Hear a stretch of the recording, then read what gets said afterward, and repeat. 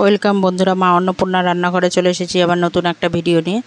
আজকে তোমাদের সঙ্গে আমি দই ইলিশ করব। এই যে তার জন্য আমি একটু সর্ষে বেটে নেব। এই যে সর্ষের মধ্যে দেখো সাদা সর্ষে আর কালো সর্ষে দিয়েছি, ওখানে 1 চামচ।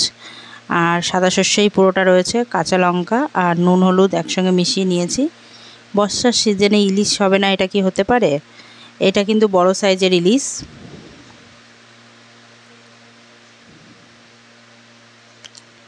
এই যে নুন হলুদ নিয়ে মাখিয়ে নিচ্ছি। টক দই দিয়ে দিলাম এর মধ্যে, একসঙ্গে ভালো করে আমি মাখিয়ে নেব।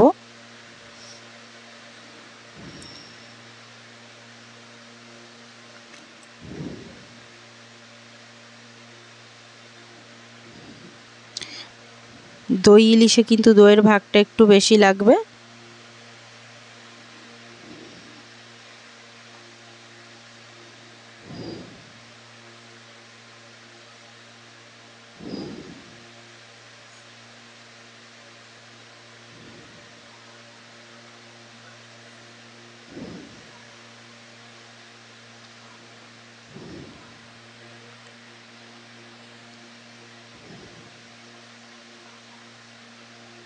ভালো করে সব মাখিয়ে নিচ্ছি।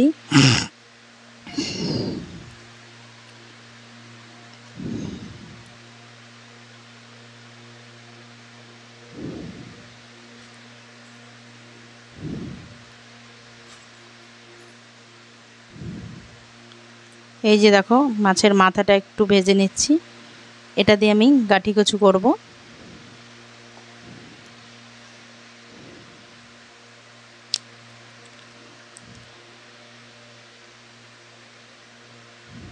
কালো জিরে ফোড়ন দিয়ে দিলাম। ওখানে আমি 2টো মাছের মাথা নিয়েছি। এই যে গাঁঠি কচুটা দিয়ে দিলাম কাঁচা লঙ্কার সমেত একসঙ্গেই।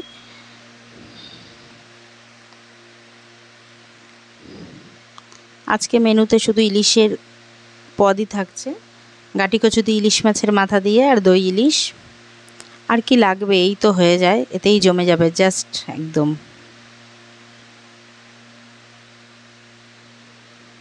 এর মধ্যে দিয়ে দিলাম আমি একটু লঙ্কা বাটা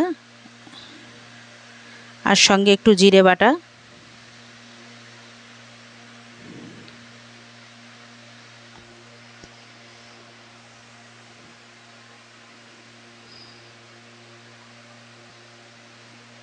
হলুদ, নুন,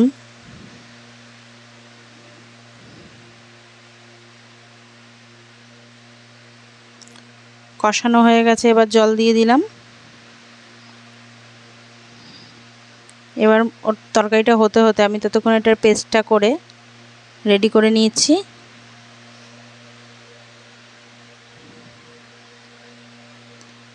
এবার ওপর দিয়ে তেল দিয়ে দিলাম। তেলটা দেওয়া হয়নি তখন, তেলটা না দিয়ে আমি আগে মাখিয়ে রেখেছিলাম, তারপর কারণ পরে আমি তেল দিয়ে আবার মাখাবো বলে। এই দেখো আমার গাঁঠি কচুর তরকারিটাও প্রায় হয়ে গেছে। লঙ্কাটা যে যার যার পরিমাণ মতো বুঝে দেবে। আমি এখানে 2টো কাঁচা লঙ্কা দিয়েছি আর শুকনো লঙ্কার জিরে একসঙ্গে বেটে যে দিয়েছি, ওই জন্য আমি লঙ্কার পরিমাণটা আমি ঘরে আমার যেরকম লঙ্কা চলে সেইভাবে দিয়েছি। আমার এটা কিন্তু প্রায় হয়ে গেছে, আমি মাথাগুলো ভাঙছি না।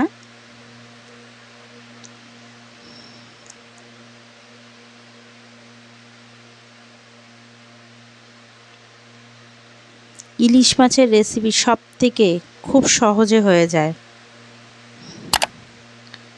আমার ওটা হয়ে গেছে, নামিয়ে নিয়েছি। এবার আমি কড়াইতে আবারও তেল দিয়ে দিলাম।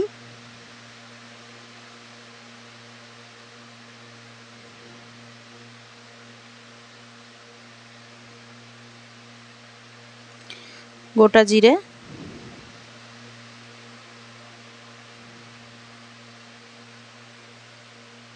শুকনো লঙ্কা, কাঁচা লঙ্কা দুটোই ফোড়ন দিলাম।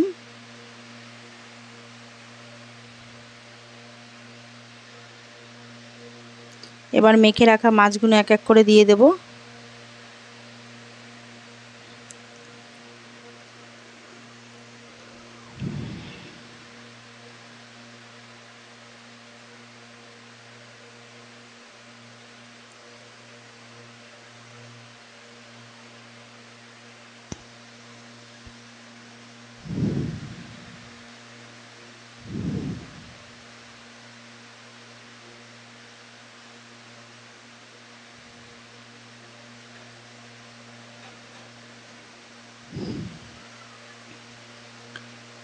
মাছটা একটু গরম তেলের মধ্যে ভালো করে একটু হতে দিচ্ছি।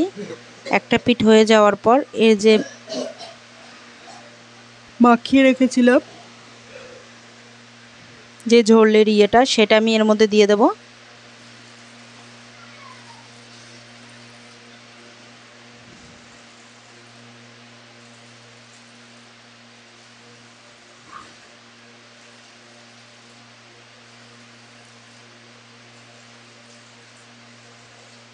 এই যে দেখো